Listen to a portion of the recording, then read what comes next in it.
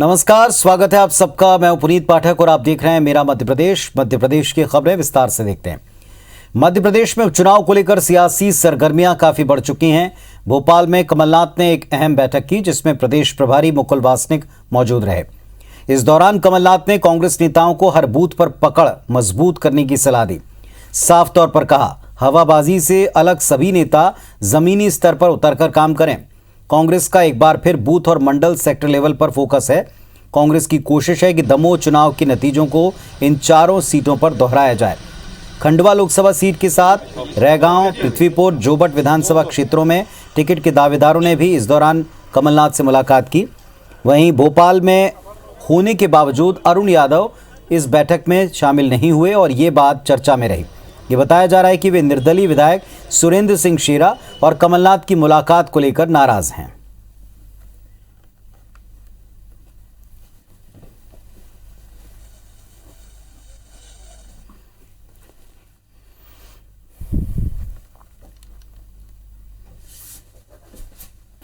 क्यों सर्वे कराते हैं और सर्वे के आधार पर जो प्रत्याशी लोग कहेंगे कि इनसे बनाओ, कांग्रेस उस प्रत्याशी को टिकट देती है जो जिसको आम लोग चाहते हैं। तो मैं समझता हूं कि उसमें कहीं कोई दिक्कत नहीं है। तो सर्वे में जिसका भी नाम आएगा उस आधार पर टिकट बटेगा, ये पार्टी का स्पष्ट मत है। लेकिन कमलनाथ ने आज मुकुल वासनिक के साथ में जो प्रभारी बनाए गए हैं इन उपचुनाव को लेकर उनके साथ में चर्चा की है। खास तौर पर अंतिम वक्त में कांग्रेस पार्टी पिछड़ती है, इस पर लगाम कसनी है, इस पर काबू पाना है, इसे लेकर रणनीति बनी है। तमाम दावेदार जो इन सीटों पर चुनाव में प्रत्याशी बनना चाहते हैं उनकी दावेदारी के बीच में सबसे ज्यादा चर्चा में अरुण यादव का इस बैठक में ना पहुंचना रहा। दरअसल वो खंडवा लोकसभा सीट से चुनाव के दावेदार हैं, प्रत्याशी के तौर पर उतरना चाहते हैं, लेकिन सुरेंद्र सिंह शेरा के दावेदारी करने के बाद, मुलाकात उनकी कमलनाथ से होने के बाद उनका न आना चर्चा में रहा। और हमारे सहयोगी नवीन सिंह हमारे साथ में जुड़ रहे हैं भोपाल से, सीधे उनका रुख करते हैं। नवीन, एक तरफ एकजुटता का पाठ अंतिम वक्त में बढ़त लेने या जो चीजें कमजोर पड़ती हैं उस पर पकड़ बनाना, तो दूसरी तरफ टिकट की दावेदारी को लेकर कुछ घटनाक्रम रहा जो फिर वही पुरानी कांग्रेस का चेहरा दिखाता है। देखिए पुनीत, कांग्रेस की गुटबाजी किसी से छुपी नहीं है। एक बार फिर गुटबाजी ने सिर उठाया है और ऐसा तब हुआ जब कमलनाथ और प्रदेश कांग्रेस के प्रभारी मुकुल वासनिक सभी चुनाव प्रभारियों को और चुनाव से संबंधित सभी पदाधिकारियों को एकजुट होने के संदेश दे रहे थे।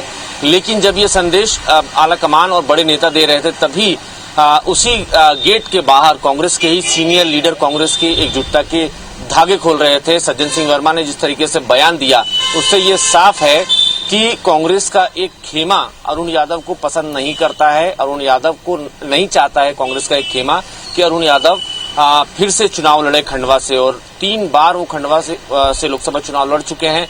एक ही बार उनकी जीत हुई है, 2 बार उनकी हार हुई है। और विदिशा से शिवराज सिंह चौहान के सामने 2018 में विधानसभा का चुनाव लड़े थे, वहां भी अरुण यादव की करारी शिकस्त हुई है। लिहाजा अरुण यादव के खिलाफ एक कांग्रेस पार्टी में ही एक लॉबी है जो चाहती है कि उनको टिकट ना मिले। हालांकि अरुण यादव लगातार अपनी तरफ से कोशिशें कर रहे हैं, दावेदारी को लेकर अपने क्षेत्र में सक्रिय हैं। हालांकि कमलनाथ ने ये कहा है कि पार्टी सर्वे करा रही है, सर्वे के बाद जो भी रिपोर्ट आएगी जिसकी विनेबिलिटी ज्यादा होगी, भले वो अरुण यादव हो या कोई और नेता हो, उसको पार्टी टिकट देगी। हालांकि इसके पहले पुनीत आज ये सब तमाम चर्चाएं हुई, बाहर मीटिंग के भी अंदर और मीटिंग के बाहर भी अरुण यादव चर्चा का विषय बने रहे। लेकिन इसके पहले कल सुरेंद्र सिंह शेरा जो कि बुरहानपुर से निर्दलीय कांग्रेस हैं और कांग्रेसी बैकग्राउंड से आते हैं, उनके ब्लड में कांग्रेस, उनके फादर, उनके बड़े भाई कांग्रेस में रहे, लोकसभा सांसद भी रहे। तो सुरेंद्र सिंह शेरा ने कमलनाथ से मिलकर अपनी पत्नी के लिए दावेदारी की इच्छा जताई है। उन्होंने कहा है कि उनकी पत्नी को वहां से टिकट दिया जाए खंडवा लोकसभा सीट से और वो 100% वो जीत के आएंगे, इस तरीके का दावा किया है। और न सिर्फ वो अकेले गए थे बल्कि क्षेत्र के तमाम समर्थकों के साथ सुरेंद्र सिंह शेरा पहुंचे थे। खबर यह मिल रही है कि सुरेंद्र सिंह शेरा से मुलाकात कमलनाथ की हुई है, इसी वजह से अरुण यादव नाराज बताए जा रहे हैं।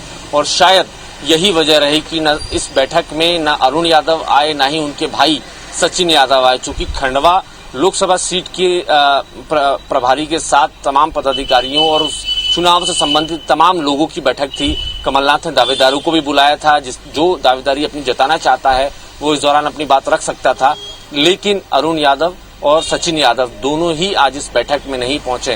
हालांकि उनसे संपर्क नहीं हो पाया है, लेकिन ये जरूर है पारिवारिक कारण का एक्सक्यूज उस अरुण यादव के परिवार की तरफ से आया है, दोनों ही भाइयों की तरफ से, कि वो पारिवारिक कार्यक्रम में व्यस्त है, इस वजह से उस बैठक में नहीं आए। और साथ ही साथ ये भी कुछ बात सामने आई है पुनीत की अरुण यादव नहीं चाहते थे कि बैठक में अगर वो रहें और उनके सामने कोई खुलकर उनका विरोध या किसी तरीके का कोई दबाव महसूस करे, इसलिए वो इस बैठक में शामिल नहीं हुए। हालांकि ये माना जा रहा है जी अरुण यादव की स्वाभाविक दावेदारी है, उस क्षेत्र से अरुण यादव के मुकाबले का कांग्रेस पार्टी में कोई दूसरा फिलहाल नेता नजर नहीं आ रहा, लेकिन कमलनाथ पार्टी का सर्वे करा रहे हैं। इस सर्वे में अगर कोई दूसरा कैंडिडेट भर कर सामने आता है, दमदारी से सामने आता है, तो पार्टी जरूर उसको मौका दे सकती है।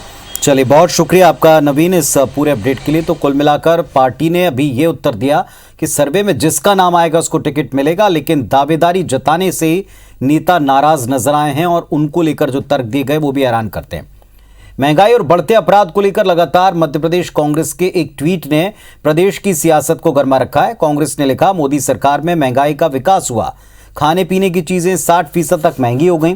ट्वीट में तंज कसते हुए मुख्यमंत्री से अपराधियों पर न सही महंगाई पर लगाम कसने की मांग है। इसके बाद ट्वीट पर गृह मंत्री नरोत्तम मिश्रा ने पलटवार किया। उन्होंने लिखा, कांग्रेस शासनकाल में अपराध चरम पर रहे, प्रदेश में डकैत, नक्सली, सिमी जैसे संगठित आपराधिक संगठनों का बोलबाला रहा, कई जनप्रतिनिधियों तक की हत्याएं की गई, लेकिन शिवराज सरकार ने प्रदेश में इनके खात्मे का काम किया। उनको पता नहीं कहां से अपराध बड़े दिख रहे हैं कांग्रेस को।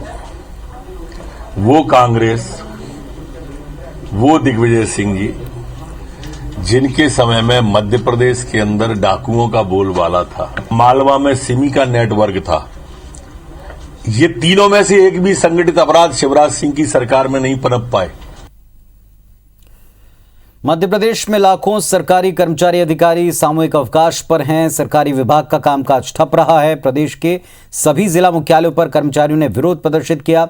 भोपाल के सतपुड़ा और विंध्याचल भवन में भी कर्मचारी अधिकारियों ने आंदोलन किया है। हमारे सहयोगी ने इसका जायजा लिया।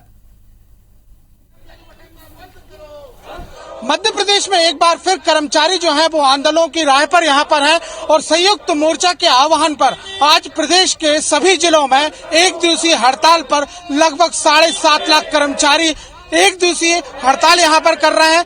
बीते दिनों चरणबद्ध आंदोलन की जो चेतावनी थी वो यहाँ पर दी गई थी और इतना ही नहीं बल्कि साफ तौर पर यह भी यहाँ पर बताया गया था कि अगर जल्द मांगे पूरी नहीं की गई तो चरणबद्ध आंदोलन जो है वो अनिश्चितकालीन हड़ताल का रूप यहाँ पर ले लेगा। हमारे साथ कर्मचारी नेता जो वीरेंद्र खोंगल हैं, जो अपने संयुक्त मोर्चा के संरक्षक भी हैं, उनसे यहाँ सीधी चर्चा करेंगे। सर, आज फिर आंदोलन यहाँ पर एक दिवसीय हड़ताल। मोर्चे ने सरकार को विधिवत ये सूचना दी थी कि मध्य प्रदेश के कर्मचारी अभी भारी आर्थिक संकट में गुजर रहे हैं। आजादी के बाद जब मध्य प्रदेश बना था, हमें नहीं लगता कि तब से आज तक किसी कर्मचारी का इंक्रीमेंट सरकार ने रोका हो।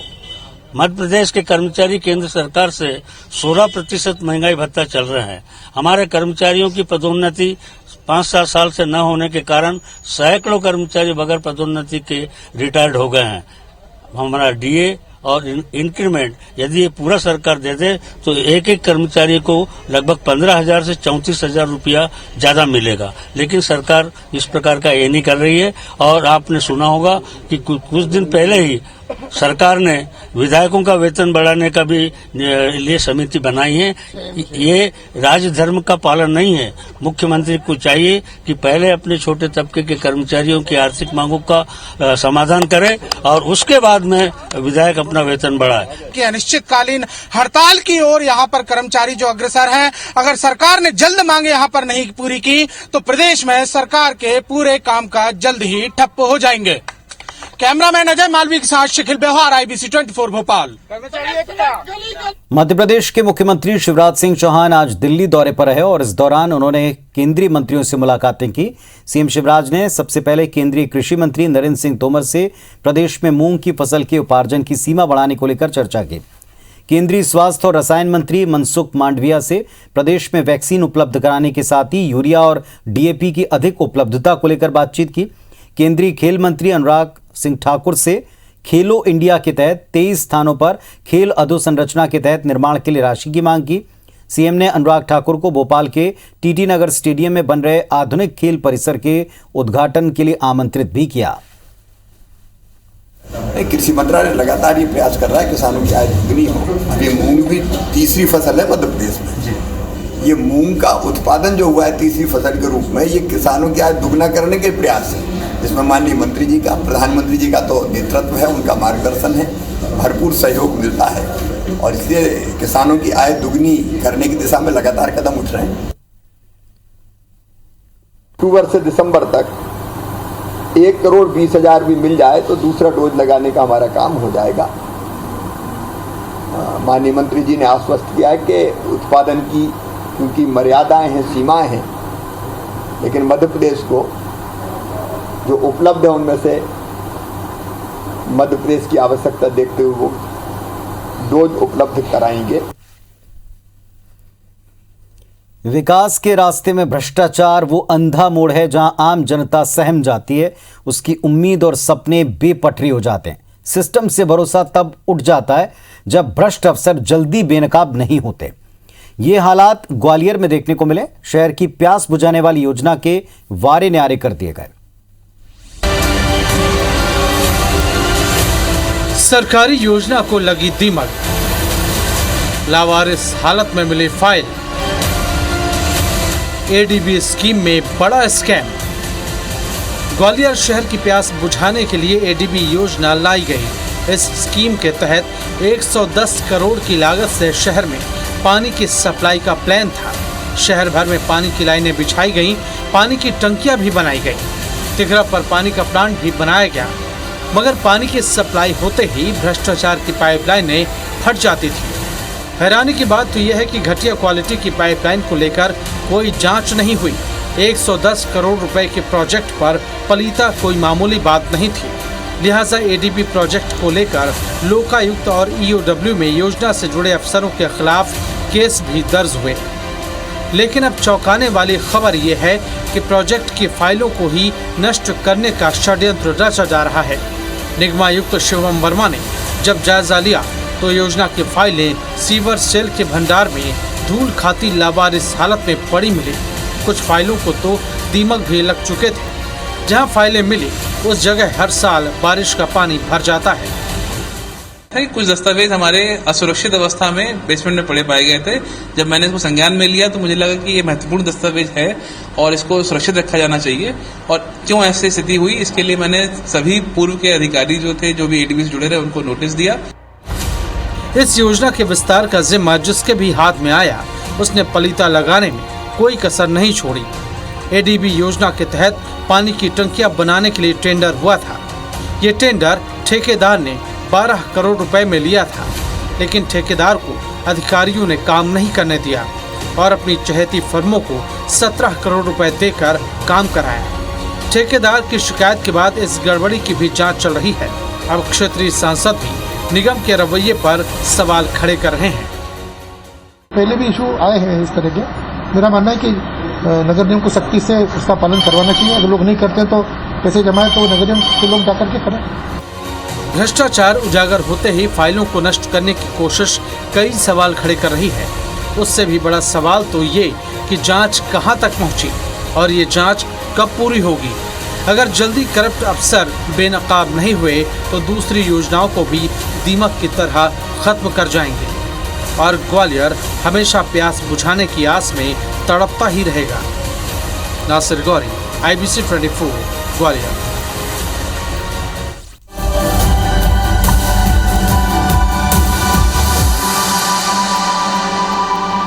वर्ल्ड टाइगर डे पर कुछ खबरें इससे जुड़ी। मध्य प्रदेश में झमाझम बारिश के बीच में सीएम शिवराज सिंह चौहान ने पूरे परिवार के साथ STR के बैतूल बोरी अभयारण्य में जंगल सफारी का लुत्फ उठाया।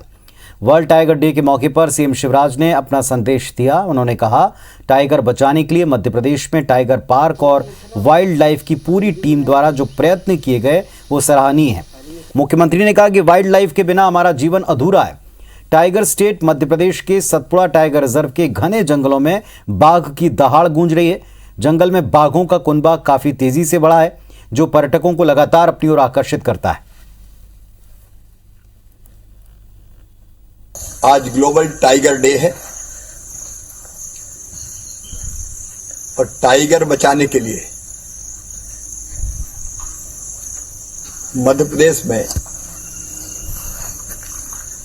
टाइगर पार्क के और हमारी वाइल्ड लाइफ की पूरी टीम के द्वारा जो प्रयत्न किए गए हैं वो अभिनंदनीय है। टाइगर्स की संख्या लगातार बढ़ती जा रही है। वाइल्ड लाइफ के बिना हमारा जीवन अधूरा है।